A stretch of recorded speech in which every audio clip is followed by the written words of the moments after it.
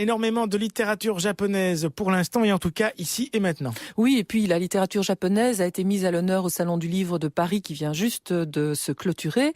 Et à cette occasion, les maisons d'édition ont réellement fait un effort de recherche d'auteurs, de traduction, de réédition aussi. Quelques maisons d'édition ont voulu dévoiler certaines facettes de la virtuosité littéraire d'auteurs plus reconnus. Ainsi, les éditions Albin Michel publient Les Pissenlits de Yasunari Kawabata et les éditions Alia publie Le Mal du loup de Nakajima Atsushi. Voilà, il s'agit donc de deux auteurs que l'on pourrait qualifier entre guillemets de classiques. Oui, bien sûr, Kawabata, comme Tanizaki dont j'ai parlé il y a quelques semaines, eh bien Kawabata est l'un des auteurs classiques pratiquement les plus connus. Il est né en 1899 à l'aube du XXe siècle et il est le premier prix Nobel de littérature japonaise. Il a reçu ce prix en 1968. Mishima, un autre grand auteur japonais, admirait intensément l'œuvre de Kawabata.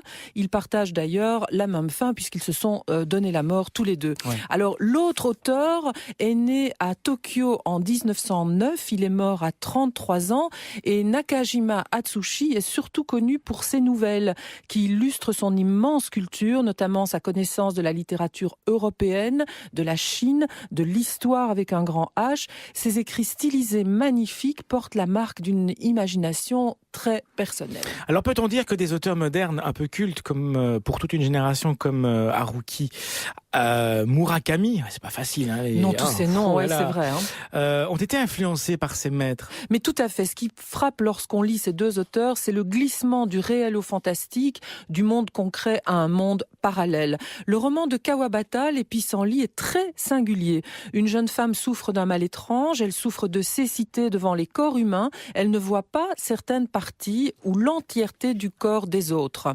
Sa mère et son amant quittent l'hôpital psychiatrique où elle est internée et entament une très longue conversation, interrogations, propos philosophiques, psychologiques, réflexions surréalistes, évocation d'univers ambigus, mouvants, c'est hypnotique, très profond. Et si le roman est inachevé, c'est pour laisser le lecteur à ses réflexions. Alors, Le Mal du loup de Nakajima Atsushi est un recueil de textes, de nouvelles qui témoignent du fait que, comme le disait l'auteur, toutes sortes de types bizarres cohabitent en moi. Le mal du loup illustre l'angoisse face à une existence incertaine. Une question s'impose, les choses sont-elles telles qu'elles sont ? Alors c'est ce qu'on retrouve chez les auteurs modernes, je dirais. Et puis ce mal du loup, c'est aussi le combat entre la faculté de rêver et la raison.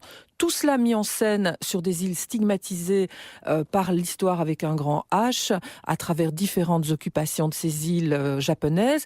On a des descriptions très sensuelles des mers du Sud, de la végétation. La description de la végétation est absolument somptueuse. Un scintillement de lumière sur les plages, c'est très hypnotique, très étrange. Alors ce sentiment d'étrangeté, justement, nous permet-il d'accéder à l'essence de leurs œuvres ? Alors c'est vrai qu'on a parfois un sentiment de ne pas tout appréhender, mais je dirais que c'est pas grave. Alors par exemple pour Kawabata, eh bien le blanc, je vous donne un simple exemple, le blanc est essentiel. En tant qu'Européens, on a donc une sensation de pureté, une sensation de sérénité face à ces descriptions de lumière immaculée. On est ébloui. Or au Japon, le blanc est bien sûr symbole de pureté, mais aussi et surtout symbole de mort. Et pour Kawabata, la mort était très importante.